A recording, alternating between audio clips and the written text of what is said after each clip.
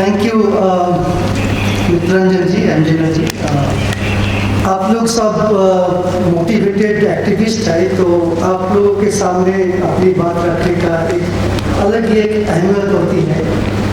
हाँ, मैं एक रिसर्चर हूँ और उसके नाते कुछ रिसर्च एजुकेशन के बारे में रिसर्च के साथ आपको जुड़ा रहता हूँ, लेकिन उससे पहले भी मैं देश की नागरिक हूँ जो देश की फ्यूचर के बारे में सोचता है। मेरा अपना भी बेटा है जो स्कूल जाता है, तो उनका फ्यूचर, हमारा तो लाइफ तो लगभग जो होना था हो गया, तो उनकी फ्यूचर, उनकी जो साथ, वो जो फ्यूचर के साथ रहेगा, वो जो एक उनके जो वातावरण होगी वो कैसी होगी, ये सारे बहुत ही इम्पोर्टेंट चीज़ें होती हैं। तो एक बार मेरा बेटा मुझसे पूछ रहा था कि पापा, हमारे घर के पास तो एक स्कूल है, हम वहाँ नहीं जाते, हम उतना दूर क्यों हमें भेजते हैं? तो मैंने बोला, बेटा वो स्कूल तो हम अफोर्ड नहीं कर सकते। तो बोला, पापा हम लोग इतने गरीब हैं कि ये स्कूल में हम जा नहीं सकते। दरअसल वो स्कूल जो अभी इंटरनेशनल बैकवर्ड की बात हो रही थी उससे एफिलिएटेड है, उन्हें पढ़ाने का खर्चा करीब आता है महीना में 1 लाख रुपये। तो देखो ये तो बहुत ज़्यादा है, ये हम कैसे अफोर्ड करेंगे? लेकिन हम लोग गरीब भी नहीं है। अगर हम अपने आप को गरीब बोलेंगे तो गरीबी का मजाक उठाना है। हम लोग जो है कम से कम देश के टॉप 20% के अंदर तो आ ही जाएंगे। तो तब भी हम ऐसे स्कूल में जा नहीं सकते, तो ऐसे स्कूल देश में होते ही क्यों हैं? तो जो एक छोटा बच्चा शॉल उठाते हैं, छोटा बच्चा है, उनको किसी ने कभी मार्क्स एंगल्स कोई नहीं सिखाया पढ़ा नहीं, लेकिन उसका एक जो भावना है, तो एक इंसान होने के बहुत ही नादान इंसान होते हैं, उसके माइंड में कोई कॉम्प्लेक्सिटी नहीं है, वो भी सोचता है कि ऐसे ही होते ही क्यों है कि जो जिसमें। तो ये हमारी एक सिस्टम की एक बड़ी प्रॉब्लम है। दूसरी चीज़ है कि हम लोग बात एजुकेशन की कर रहे हैं, लेकिन हम भी कभी कभी भूल जाते हैं कि एजुकेशन और ट्रेनिंग एक चीज़ नहीं है। हम लोग ट्रेनिंग को ही एजुकेशन मान लेते हैं। तो एजुकेशन तो वो होता है कि जो बच्चों की जो सर्वांगीण विकास की बात होती है, उसकी मानसिक विकास, उसकी हेल्थ की विकास, सब कुछ मिला के जो हो, उसकी सोशलाइजेशन प्रोसेस वो सीखे, वो समाज को सीखे, समाज के साथ रहना सीखे, सब मिलके। तो अभी एडुटेक जो आ गया बोल रहा है आप तो घर पे बैठ के कुछ भी बन सकते हैं। जो बैजू का जो टैगलाइन है, घर पे बैठे बैठे कुछ भी बन जाएंगे, जो भी आपकी। तो ये कैसे वो एक सामाजिक व्यक्ति कैसे बन पाएगा? उसके लिए तो उसको स्कूल में जाना जरूरी है। और ये जो 2 साल हमारी स्कूल बंद रहे, ये हमारे लिए बहुत बड़े नुकसान कर दिए। एक जनरेशन जो है उसके फ्यूचर अभी इज एट स्टेक, बहुत वो मतलब आपद में है हमारे लिए। तो एक तो है इसका जो ट्रेनिंग की भी जरूरत है, उसकी लर्निंग है तो हो ही गया।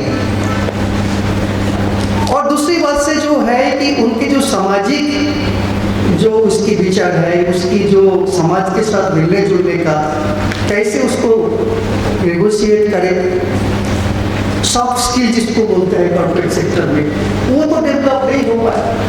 तो अभी हमने 4 स्टेट में सर्वे किया था, ये झारखंड, कर्नाटक, राजस्थान और उत्तर प्रदेश में। तो ये उसमें जो हमें जो देखने को मिला है, वो रिजल्ट जो नतीजा हमें मिले उस स्टडी से, वो बहुत घबराने वाली बात है। और 3 दिन पहले के 2 दिन पहले की बात है, एक हिंदू में एक सर्वे का एक रिपोर्ट आया है जिसमें बताया गया है कि जो एडोलेसेंट बॉयज एंड गर्ल्स है, 30% of them they are suffering for hypertension. आप सोच लीजिए, 11 से 17-18 साल की जो ये जो बच्चे होते हैं उसके हाइपरटेंशन आ गए। क्यों? एक तो उसका मानसिक तनाव हो गया, घर में बैठे बैठे फिजिकल एक्टिविटी हुआ नहीं है। खाने के मामले में उसमें जो हमारे सर्वे में आया कि कुछ बच्चों को तो खाना मिला नहीं, क्योंकि जिसका परिवार में लोगों का जॉब चला गया, और कुछ बच्चे जो है ज़्यादा खाने लगे। तो एक ही साथ दोनों चीज़ आ रहा है कि कुछ बच्चों का बहुत ही ओवरवेट हो गया और कुछ बच्चों का स्टंटेड वेस्टिंग जो भी है होने लगे, और कुछ बच्चों को काम भी करने लगे। ये हमारी सर्वे से निकल के आ रहा है। और जो बच्चों का लर्निंग लॉस हो गया, अब मेरा बेटा भी स्कूल जाता है उस टाइम, तो मैं मैडम से पूछ रहे थे कि आप क्या समझ रहे हैं, आप लोग तो ऑनलाइन पढ़ा रहे थे, हो सकता है कि सब लोग अटेंड करें ना कर, अलग बात है, तो आपको क्या लगता है कि वो 2 साल में लर्निंग उसका ठीक ठाक हुआ है? तो नहीं, हमें तो बहुत दिक्कत हो रही कि हम जैसे वो क्लास 4 में था, अभी हम 6 में शुरू करने जा रहा है, तो लग रहा है कि बहुत बच्चों जो है वो 4 में रह गए, क्लास 4 के नॉट स्टैंडर्ड में रह गया, कुछ बच्चों को हो गया। हमें तो प्रॉब्लम मतलब समझ में नहीं आ रहा है इस सारे बच्चों के एक साथ कैसे आगे बढ़े।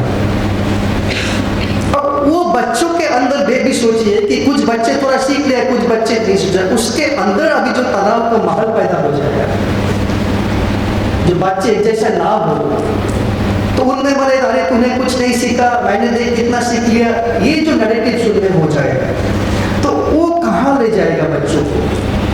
तो ये भी एक बहुत समझने वाली बात होती है।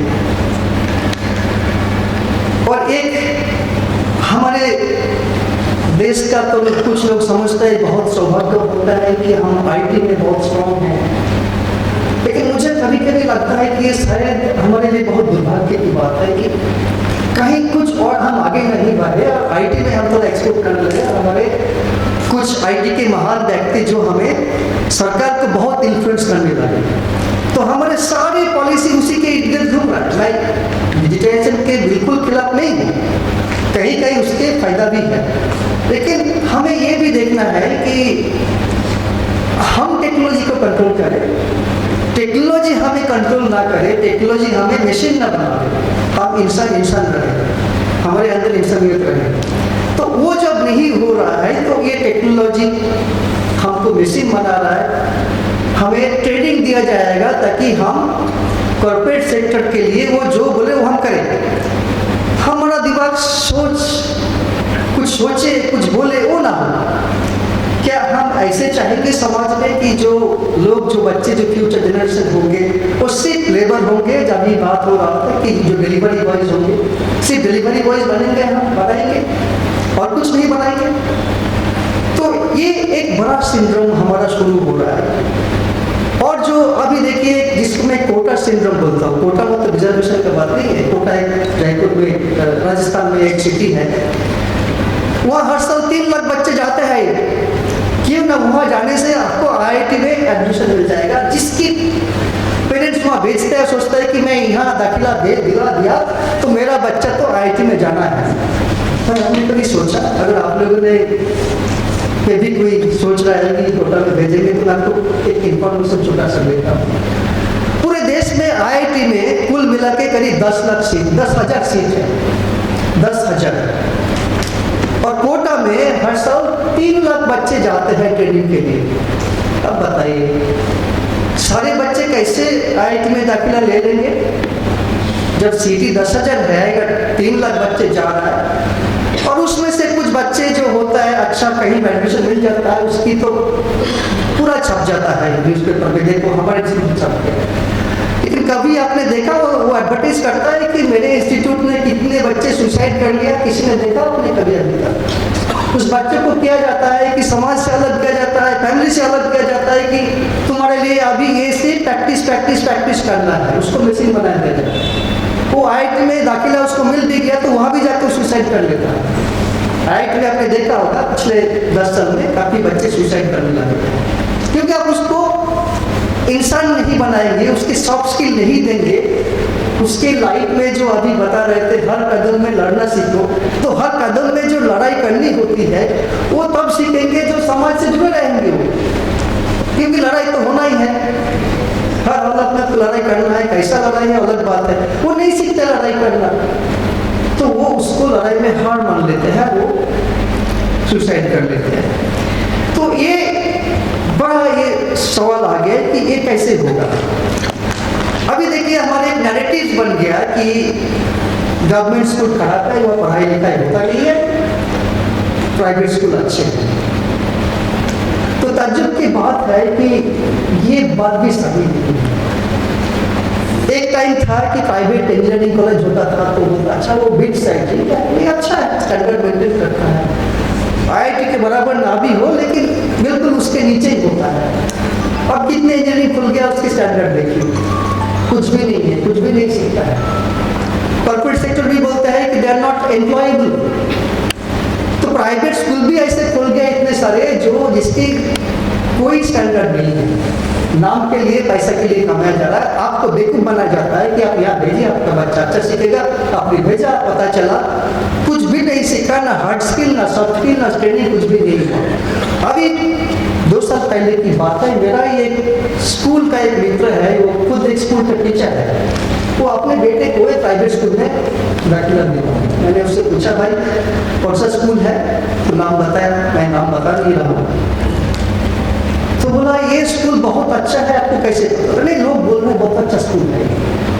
मैंने बोला कि ठीक है, मैं इस चीज़ को ज़्यादा इम्पोर्टेंस नहीं देता हूँ, फिर भी बताओ उस स्कूल की जो सेकेंडरी बोर्ड का एग्जाम होता है उसका रिजल्ट कैसा है? बोला नहीं, उस बोर्ड से तो अभी तो कोई निकला ही नहीं है, अभी जो फर्स्ट बैच अगले साल से शुरू होगा। तो बोला आप उसमें आपका बेटा का फीस कितना हो? तो बोला ज़्यादा नहीं लेता, इसीलिए तो दे रहा हूँ, 1000 रुपये लेता है। तो मैंने बोला कि आपको कितना तनख्वाह मिलता है? करीब 1 लाख रुपये। तो मैंने पूछा उस स्कूल में टीचर को कितना मिलता है, आपने पता किया? हमें नहीं पता। मैं तो पता नहीं करना है, आपको थोड़ा बहुत मालूम है इस स्कूल में कितना टीचर है, कितने स्टूडेंट्स हैं, आप थोड़ा सा हिसाब लगा लीजिए कितना बैठेगा। तो बोला ये करीब 15,000 रुपये। तो मैंने बोला आप बताइए, बहुत अच्छा स्कूल है, आप 1 लाख रुपया लेते हो, आपकी स्कूल अच्छा नहीं है, आप अच्छे टीचर नहीं हो, और वो 15,000 रुपया देगा, वहाँ अच्छा टीचर मिल जाएगा, वो अच्छा स्कूल हो जाएगा, ये कैसे हो सकता है? पर यही हकीकत है। अभी जो 80% प्राइवेट स्कूल खासकर के गांव-गांव में जो खुल गया है, सब स्कूल की यही हकीकत है। वो बहुत ही घटिया किस्म के स्कूल है, वहाँ ना अच्छे टीचर है, ना प्रॉपर एडमिनिस्ट्रेशन है, कुछ भी नहीं सीखते हैं, आपको लूटा जा रहा है। आप जब समझेंगे कुछ बच्चे कुछ सीखा नहीं है, तब बहुत लेट हो चुके हैं। तो ये भी आपको देखना है कि लोगों के बीच आप रहे, तो इसलिए मैं आपको ये थोड़ा इंडिकेशन दे रहा हूँ कि आप देखिए आपके आसपास में जो स्कूल है, जो पेरेंट्स प्राइवेट में भेज रहा है, उसके गलत फहमी में आके, उसके मार्केटिंग दिमाग में आके वो क्या हो रहा है। तो डिजिटाइजेशन की जो अभी बात हो रही है, सरकारी लेवल पे भी, हर लेवल पे डिजिटाइजेशन, अभी तो ऐसा बातें हो रहा है कि एक अच्छे यूनिवर्सिटी का एक टीचर लेक्चर देगा, उसके लेक्चर की रिकॉर्डिंग होगी और उस रिकॉर्डिंग सारे यूनिवर्सिटी में प्ले किया जाएगा, तो वहाँ अच्छा टीचर रहने की जरूरत नहीं है। ये एजुकेशन है। इंट्रोडक्शन नहीं होगा तो कैसे होगा? उसकी एजुकेशन टीचिंग जो होता है, it's not one way process, it's a journey. Education is not a commercial transaction, it's a journey where a teacher and the students they move together. Teacher also keep on learning, it's a lifelong learning experience. वो नहीं हो पाएगा तो क्या आप अच्छे researcher, अच्छे जो पॉलिसी मेकर, जो भी आप चाहिए, जो भी फील्ड आपको चाहिए, कैसे मिलेगा? ऐसे भी हमारे सिस्टम में इतनी मेमोरी के ऊपर ज़्यादा हम एम्फेसिस देते हैं, बच्चों पे एनालिटिकल स्किल, थिंकिंग स्किल हम डेवलप नहीं करते हैं, और ये हो जाएगा तो और भी ज़्यादा मुश्किल हो जाएगा। अभी अनीता जी बोल रहे थे कि जो हमारी न्यू एजुकेशन पॉलिसी है, जो 3 ईयर ग्रेजुएशन, अभी मैं स्कूल का ही बात कर रहा था और हायर एजुकेशन भी इम्पोर्टेंट है, जो 3 लेवल का ग्रेजुएशन हो रहा था उसको 4 ईयर बना दिया जाए। सच्चाई तो यही है, अभी हमारे जो कॉलेज की, सारे कॉलेजेस की स्थिति है, इंफ्रास्ट्रक्चर हो, इक्विपमेंट हो, लाइब्रेरी हो, टीचर की कैपेबिलिटी हो, वो 3 ईयर चलाने के लायक भी नहीं है। आप उसमें एक साल और डाल दोगे तो आप समझे क्या बात होगी। तो मैं वेस्ट बंगाल से हूँ, तो वहाँ का एक सबसे फेमस कॉलेज जो है, जो दुनिया भर में जिसकी नाम अभी भी है, देश के टॉप 3-4 कॉलेज में से जिसको एक माना जाता था, उसके डिग्रेडेशन हो गया। तो जिस टाइम वो हो रहा था, वो डिसीजन लिया, उस टाइम मैं बोला था this is a top class college and this is going to be a third big university. Anybody is from West Bengal know the Presidency College की बात कर रहा हूँ मैं। एक या दो ना हो तो 3 कॉलेजेस में तो वो आते ही होंगे, अगर 10-12 साल पहले की बात आप लेंगे तो। उस कॉलेज को यूनिवर्सिटी बना दिया क्योंकि कॉलेज का अप्रोच, कॉलेज की सिर्फ इंफ्रास्ट्रक्चर की बात नहीं, उसमें जो टीचिंग की जो अप्रोच होती है और यूनिवर्सिटी में जो अप्रोच होती है अलग होता है बिल्कुल। वो कैसे ऑब्जर्व कर लेंगे? वो जो टीचर जो है, जो 30 साल कॉलेज में पढ़ा था, उसको सिलेबस दिया जा रहा नहीं है, ले लो तुम पढ़ाओ, वो क्या कर रहे थे कि भाई वो यूनिवर्सिटी का सिलेबस है, उसमें ये क्वेश्चन आता है, उसको पढ़ाओ, इसको देखो अच्छे से आंसर लिखे। उस मॉडल से आप बोले कि आप स्वतंत्र है, सब कुछ आप करेंगे, आप रिसर्चर भी करेंगे, टीचर्स तो कम नहीं है, आप ग्रेजुएशन भी पढ़ाएंगे, PhD भी कराएंगे। जो कॉलेज टॉप 3 में आ रहा था, अभी वो टॉप 100 यूनिवर्सिटीज में भी नहीं आ रहा है और अगले 20 साल में भी नहीं आएगा। तो जो है कि हमारी हायर एजुकेशन जो कॉलेज में, अब ये क्या किया जाए, क्यों किया गया? क्योंकि हमारे जो एलिट्स की एक डिमांड है, आपको शायद मालूम होगा वेस्टर्न कंट्रीज में वो number of years of education के बेसिस पे सब कुछ काउंट करते हैं instead of having this degree and all. तो यहाँ ग्रेजुएशन करके वहाँ जाके वो PhD में एडमिशन करने का मौका मिल जाएगा। पहले क्या करना पड़ रहा था कि वो ग्रेजुएशन के बाद चले गए तो मास्टर्स करो तब PhD होगा। अब जैसे ही वो 15 की जगह 10+2+3 की जगह 10+2+4 हो जाएगा, तो 16 इयर्स हो जाएगा, तो डायरेक्ट PhD के लिए एडमिशन मिल जाएगा। और वहाँ तो बहुत यूनिवर्सिटीज है, अच्छा पैसा है तो आपका एडमिशन मिल जाता है। हालांकि हमारा इंडिया में भी अभी 16 साल के बाद PhD का एडमिशन मिल जाएगा, पर जो मास्टर्स पे जो एक ओरिएंटेशन होता है, जो हमारे सिस्टम में जो है, at least the place where I study, undergraduate तक हमारा अप्रोच यही था कि टीचर बोलता है वही सुनो, ज़्यादा सोचो मत।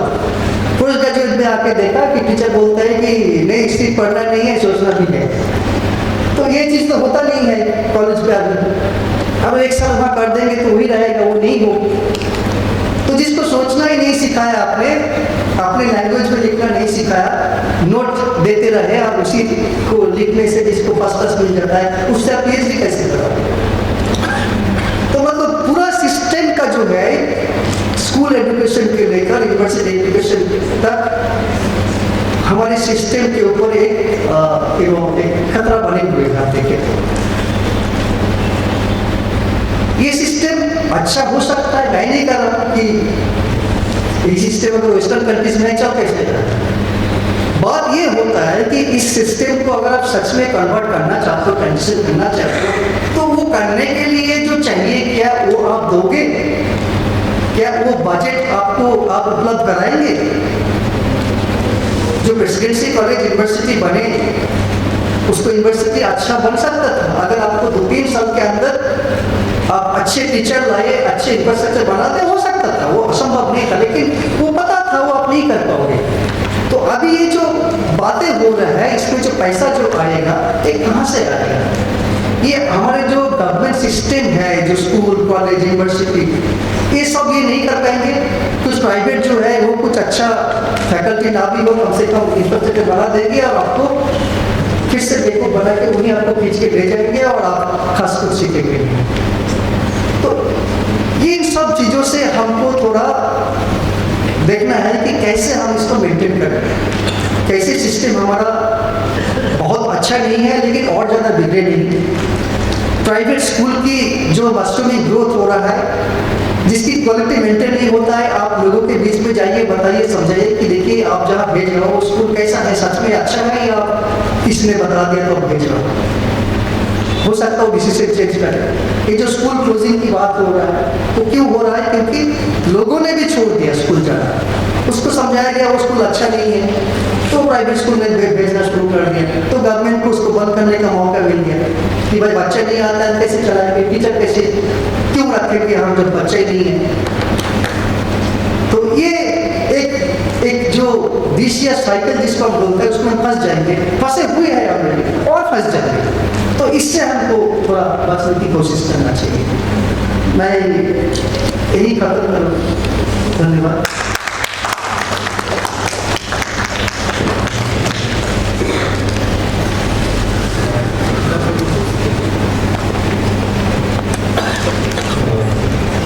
बहुत शुक्रिया प्रोफेसर नित्यानंद जी।